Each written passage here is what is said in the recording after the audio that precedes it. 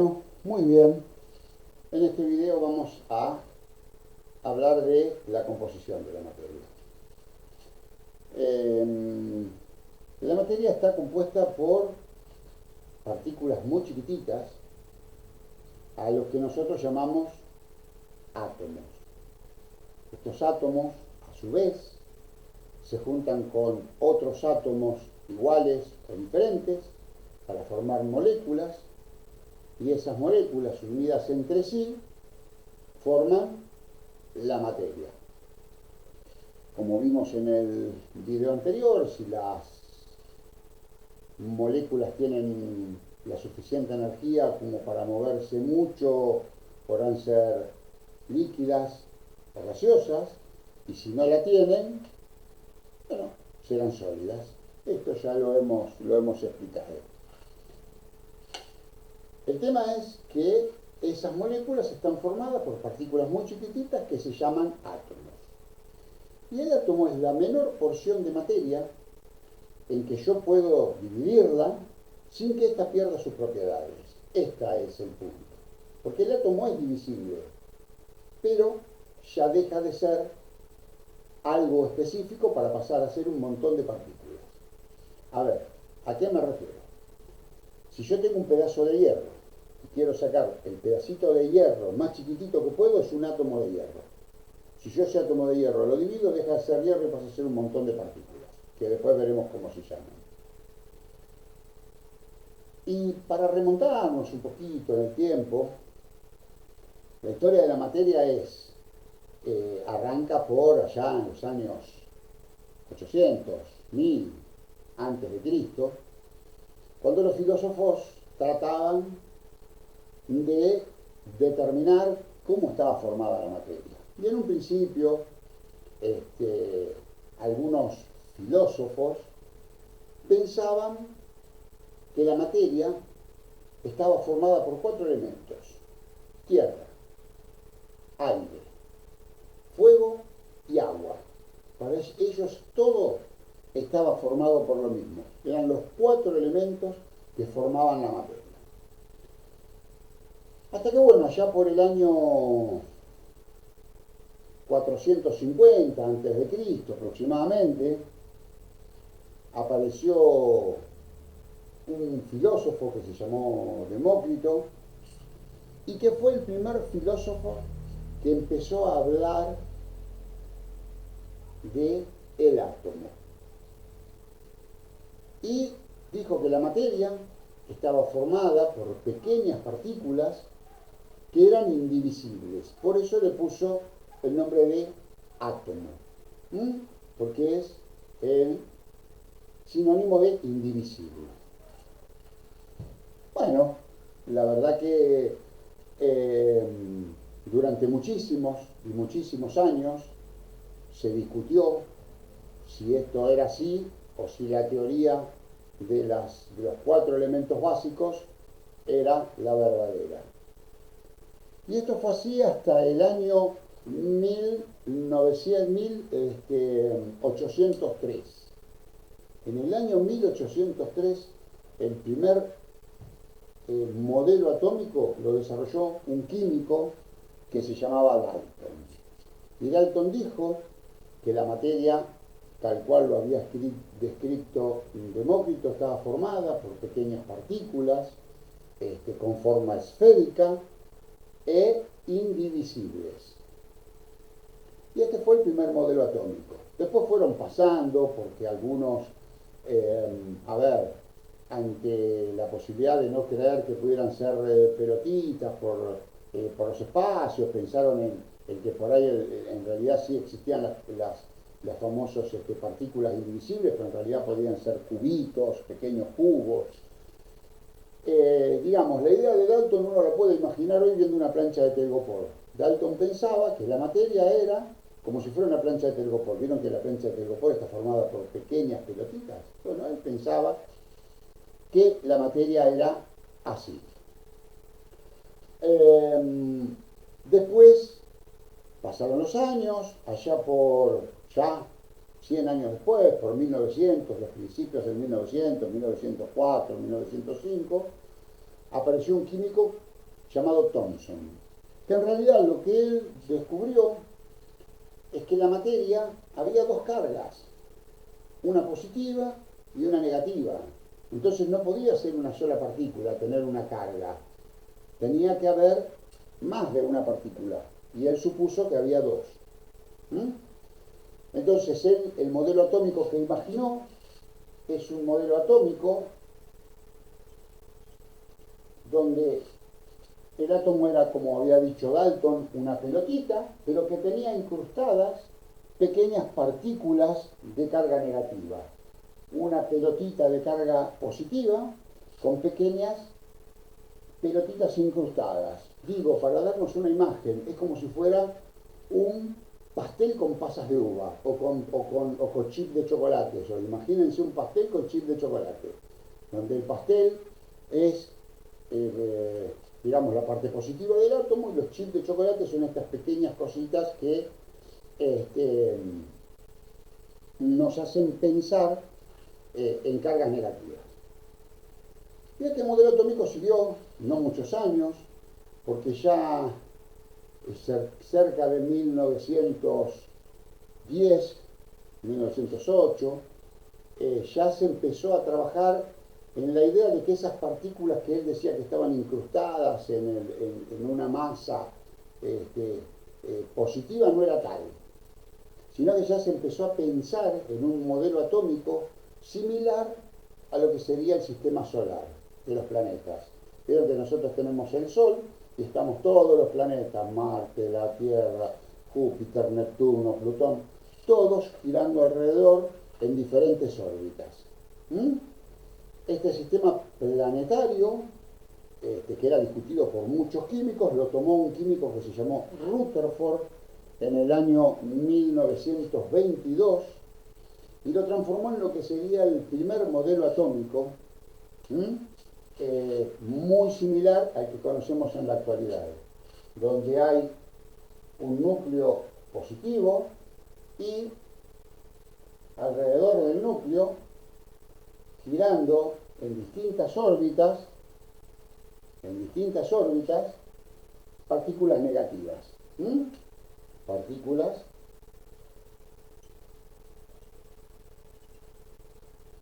Partículas negativas. No como el sistema solar, porque digamos que el sistema solar, yo tengo el Sol y todos los planetas giran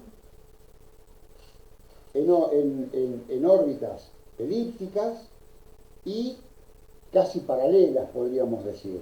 ¿Tá? O sea, si este fuera el Sol, digamos, una gira acá, la otra gira acá, la otra gira acá. En el modelo atómico de Rutherford, en realidad lo que Rutherford decía es que si este es el núcleo positivo, unas partículas giraban así, otras partículas giraban así y otras partículas giraban en distintas órbitas. Acá, como lo estoy mostrando.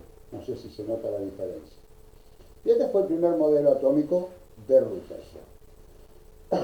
Ahí se empezó a dirimir qué había en este núcleo positivo y qué eran estas partículas negativas que giraban alrededor. Después apareció el modelo de Bohr, que tomó el modelo de Rutherford y lo único que hizo Bohr fue acomodarlo. Ya Bohr empezó a trabajar en la base de que ya no era un núcleo negativo, sino que el núcleo era un cúmulo de partículas positivas y un cúmulo de partículas sin carga. A las partículas positivas las llamó protones. A las partículas sin carga las llamó neutrones. Y a estas pelotitas que giran alrededor, que eran negativas, las llamó electrones. A los protones los llamó con la letra P y el signo más, a los electrones con la letra E y el signo menos, y a los neutrones con la letra N. La P es mayúscula, la N es mayúscula y la E es minúscula. Y así se dio paso a un modelo que duró bastantes años, hasta que un físico llamado Lewis tomó el modelo de Bohr y describió algo diferente. Empezó a pensar que los electrones no giraban en órbitas, sino que giraban en orbitales. ¿Cuál es la diferencia entre una órbita y un orbital? El orbital es todo un espacio. La órbita es un lugar. Para ejemplificarlo de alguna manera, supongamos que yo me voy a dar la vuelta a la manzana. Me voy a dar la vuelta a la manzana siempre caminando por el cordón de la vereda. Camino por el cordón de la vereda, doy la vuelta a la manzana, camino por el cordón de la vereda, doy la vuelta a la manzana. Si alguien les pregunta por dónde va a venir Adolfo, y ustedes le van a decir, va a venir caminando por el cordón de la vereda. Eso es manejar una órbita. Ahora supongamos que yo no.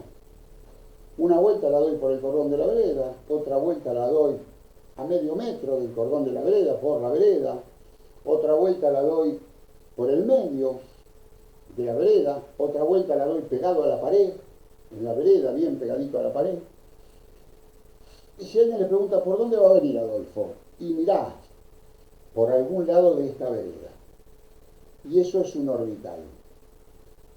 Eso es un orbital. Y de ahí se enunció el principio de incertidumbre de Pauli, que dice que, bueno, que es imposible saber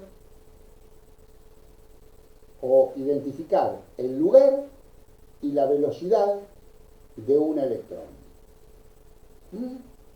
Porque, bueno, obviamente, si yo vengo por el cordón de la vereda, todos sabemos, dibujemos la manzana, si esta es la vereda, si yo vengo por el cordón de la vereda voy a recorrer mucho más camino que si vengo pegadito a las casas. Voy a caminar menos, esto es lógico, ¿no es cierto? ¿Qué pasa? Si yo quiero dar la vuelta a la manzana siempre en el mismo tiempo, obviamente acá lo voy a dar caminando, pero acá voy a tener que venir corriendo como para poder compensar la diferencia que hay. Con los electrones pasa lo mismo. Van variando su velocidad, depende a dónde varíen su posición en el orbital. Entonces es imposible saber al mismo tiempo por dónde va a venir un electrón y a qué velocidad.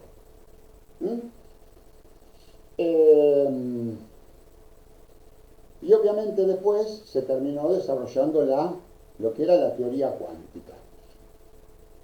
¿Y qué es la teoría cuántica? Bueno, la teoría cuántica dice que cuando yo tengo un electrón en una órbita, vamos a dibujarla así para que sea un poco más fácil. Yo tengo un electrón en esta órbita. Si este electrón salta para esta órbita o para esta órbita, pierde una cantidad de energía. ¿Cuál es esa cantidad de energía? Bueno, se lo voy a llamar que esa cantidad de energía se llamaba cuanto. Un cuanto de energía. Por eso es la teoría cuántica, porque en realidad de lo que hablamos ya no es ni de órbitas ni de orbitales, sino de niveles de energía. Si el electrón viene más despacio, viene con menos energía que si viene más rápido. Entonces ya no hablamos de que yo corro, yo acá tengo más energía que acá. ¿Por qué? Bueno, porque acá tengo que dar la vuelta más rápido que acá para poderlo dar en el mismo tiempo. Esperemos que esto quede claro. ¿Y qué es el cuanto de energía? Bueno, vieron que todo es divisible. Todo es muy divisible. Un segundito que voy a borrar un poco.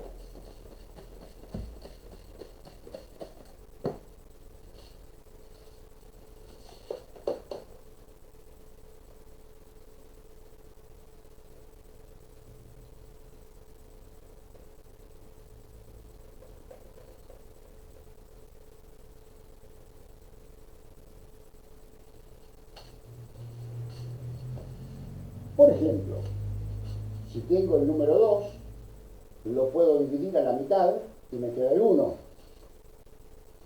Si el 1 lo divido a la mitad, me queda el 0,5. Si el 0,5 lo divido a la mitad, me queda 0,25. Si lo divido a la mitad, 0,125. Y podría dividirlo infinita cantidad de veces. Porque podría tener un número 0,000000000000000000125 y sería de dividir este número y dividirlo y dividirlo y dividirlo y dividirlo, ¿no? Bueno, casi todo, con todo, pasa más o menos lo mismo. Digamos que todo puede ser dividido casi, algunas cosas casi infinitamente y otras infinitamente. Con la energía no pasa esto. Con la energía no pasa esto. La energía se puede dividir. Tengo la mitad de energía, tengo la mitad de la mitad de energía, tengo la mitad de la mitad de la mitad de energía. Voy dividiendo la energía a la mitad hasta llegar a un valor que se llama un cuanto. ¿Qué es el cuanto? Esto, el valor que gasta o absorbe de energía el electrón cuando salta de una órbita a otra. Y ese cuanto de energía no lo puedo dividir. No existe en la naturaleza el medio cuanto de energía. No hay medio cuanto de energía. La menor porción de energía que yo puedo encontrar en la naturaleza es de un cuanto. Y es la energía que emite o absorbe un electrón cuando salta de un estado energético a otro, o de una órbita a otro, de un orbital a otro, depende como lo queramos llamar, si más a la antigua. Entonces, ¿qué es lo que pasa? Esto es la famosa teoría cuántica, que habla de estados de energía y de absorber y de emitir energía. Digo, y es el principio que usamos para usar en nuestra corriente eléctrica, que la electricidad es eso, es un traspaso de electrones a través de un cable que al variar su velocidad emite o absorbe energía. Obviamente que en el átomo, digamos, no hay desprendimiento de energía, sin embargo hay cambios de niveles energéticos de los electrones constantemente, y sin embargo no emiten ni absorben energía. Bueno, pero esto pasa porque, y no se sabe por qué, pero pasa, cuando un electrón salta de un estado al otro, otro de acá salta para acá. Entonces la energía que este emite la absorbe este. Y esto es así. A veces en química es difícil entender porque uno tiene una mente un poco más matemática.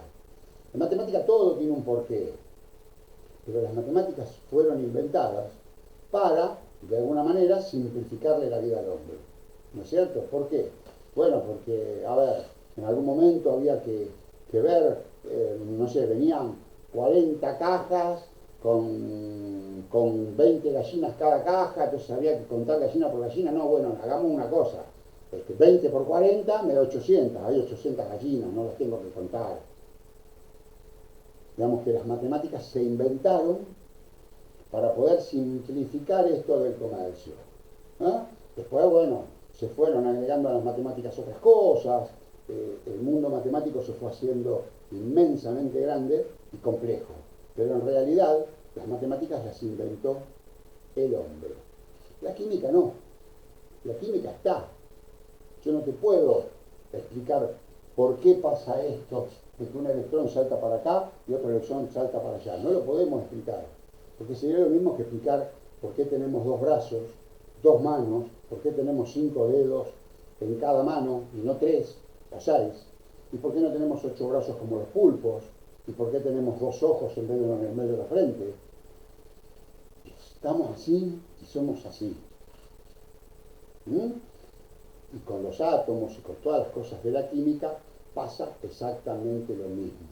No las podemos explicar. Sí podemos entenderla y entender qué pasa. Sí podemos entender que, no sé, los 5 dedos nos permiten tomar cosas y poder hacer determinadas cosas. Podemos explicar, pero no sabemos bien por qué tenemos 5 dedos. En química lo mismo, yo puedo explicar que cuando este electrón salta para acá, seguro otro va a saltar para acá. y que esta energía que te emite, este la absorbe. Pero no sabemos bien todavía por qué. Algunas cosas, y vamos encontrando los por qué, y la mayoría son porque están así en la naturaleza. Volviendo al tema del átomo, entonces. Dijimos que la teoría cuántica nos permite esto del salto de electrones. Entonces, dijimos que la materia está compuesta por protones y neutrones en el núcleo y electrones girando alrededor. Por otro lado, en el núcleo, que están los protones y los neutrones, está la masa del átomo. ¿Por qué? Porque la masa de los electrones es casi cero. Es casi cero. Entonces nosotros no las consideramos. Digamos, la masa de todos los electrones, del elemento que más electrones tiene en la Tierra, no llega a ser perceptible con respecto a la masa de un protón. Entonces, como no necesitamos, estamos hablando de valores muy chiquititos, imagínense que un protón pesa 0,00000000001, digo, ¿para qué nos vamos a poner a algo que es infinitamente más chico? Entonces, por convención entre todo el mundo, todos nos pusimos de acuerdo y dijimos, la masa del átomo va a ser la suma de protones y neutrones. Y a ese valor lo llamamos número másico y se le pone la letra A. Número másico A. Y es la suma de las masas de los protones y neutrones. Y la cantidad de protones, lo llamamos número atómico y se representa con la letra Z. Bien, vamos a ver un poco qué es esto del número másico y del número atómico. El número másico representa la masa, lo que pesa. Si tiene 5 protones y 5 neutrones, decimos que el elemento pesa lo que pesan esos 5 protones y 5 neutrones. Esto es así. Y el número atómico nos dice qué cantidad de protones tiene cada elemento. Ahora, dijimos que los protones son positivos y que los electrones son negativos. Y los átomos son neutros, no tienen carga. ¿Cómo puede ser esto? Bueno, porque la cantidad de protones y de electrones en todos los átomos es la misma. El hidrógeno tiene un protón y un electrón, el helio tiene 2 protones y 2 electrones, el oxígeno tiene 8 protones y 8 electrones. Digamos, todos los elementos tienen la misma cantidad de protones que de electrones. Entonces podemos decir que Z es igual a la cantidad de protones y que es igual a la cantidad de electrones. Y esto debe ser así, porque cuando hay más protones que electrones o más electrones que protones, el átomo debería estar cargado o estaría cargado positivamente o negativamente. Y esto en los átomos no pasa. Bien. Entonces, para hacer un reconto rápido de lo que es el electrón, dijimos que tiene un núcleo formado por protones y neutrones, que los protones tienen carga positiva, que los neutrones no tienen carga, y que alrededor giran electrones que no tienen masa y tienen carga negativa. Que la cantidad de protones y de electrones en un átomo es la misma y por ende debe ser la misma, porque si no, el átomo estaría cargado eléctricamente y todos los átomos son neutros. Bien. Vamos a borrar un poquitito.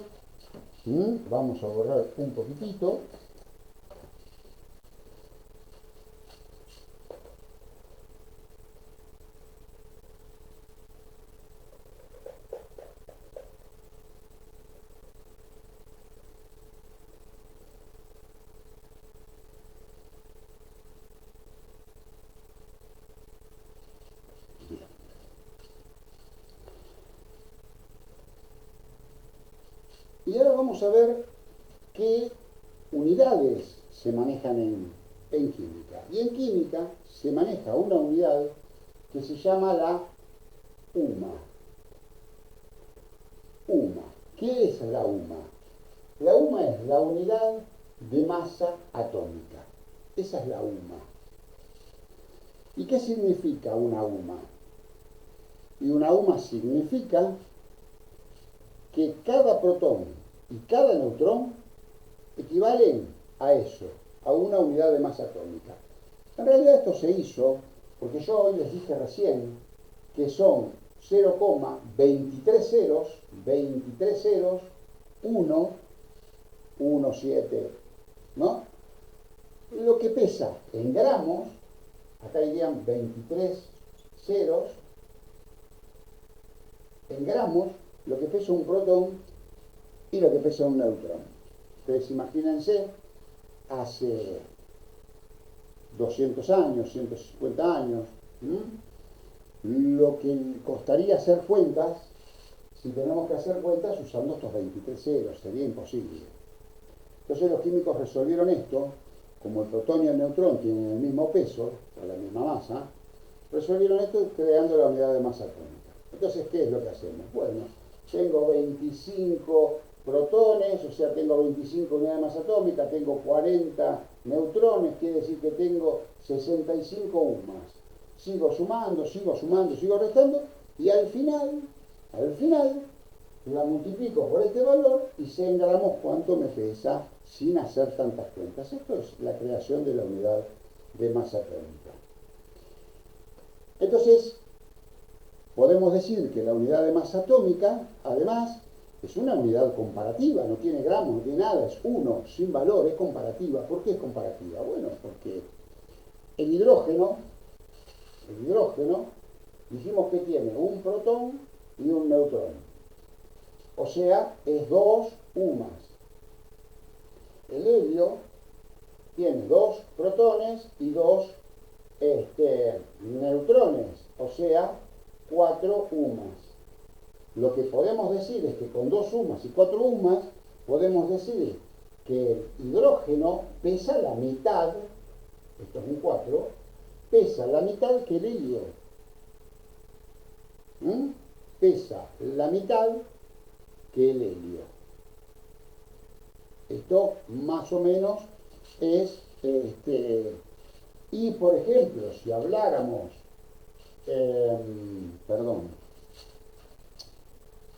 el hidrógeno tiene un protón y no tiene neutrones, el protón, no tiene el hidrógeno, tiene un solo protón y no tiene neutrón, pesa 1.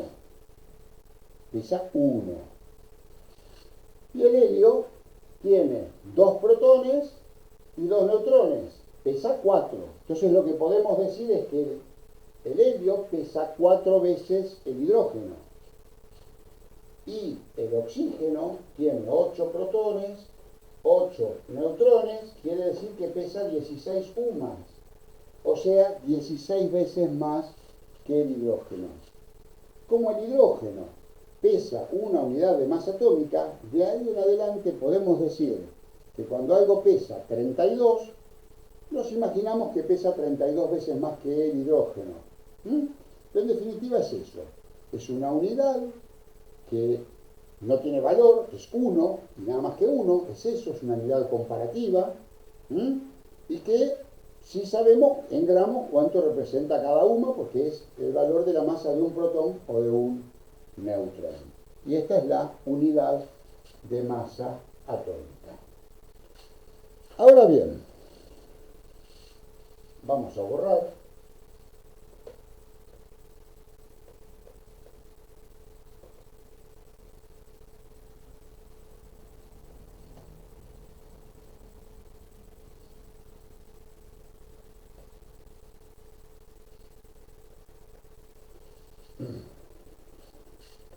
Yo, dentro de un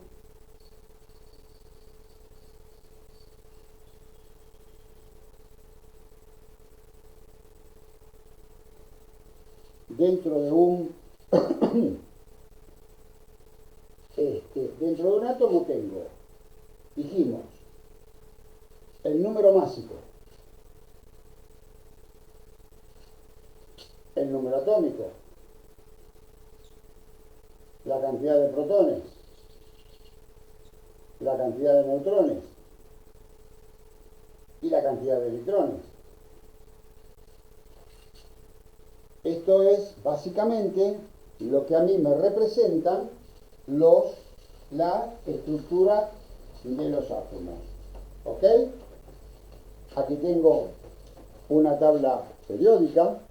Que esta tabla periódica es la tabla, ustedes ya lo habrán visto, es la tabla con la que los químicos nos movemos, donde están todos los elementos y están todos los datos de cada uno de los elementos.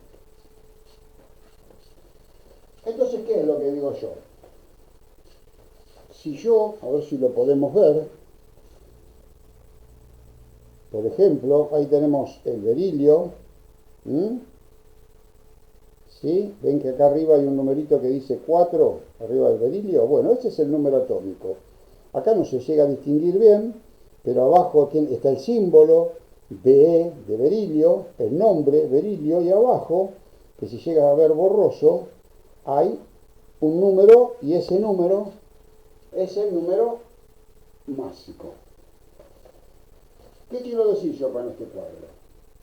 Yo teniendo dos valores cualquiera de estos, ¿está bien? Dos valores de estos, yo puedo dilucidar todos los demás. ¿Cómo?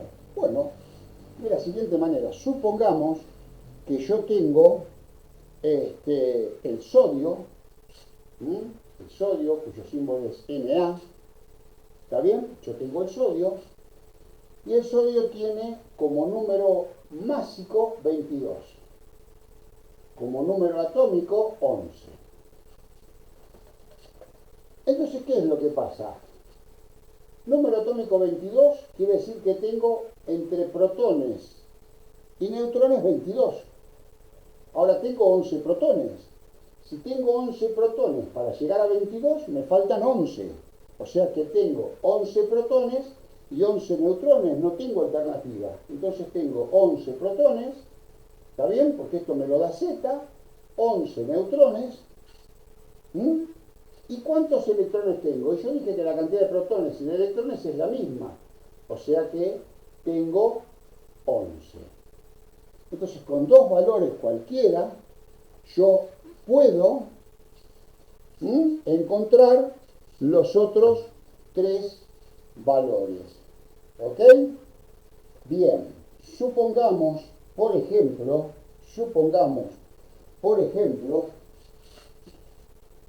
que tengo el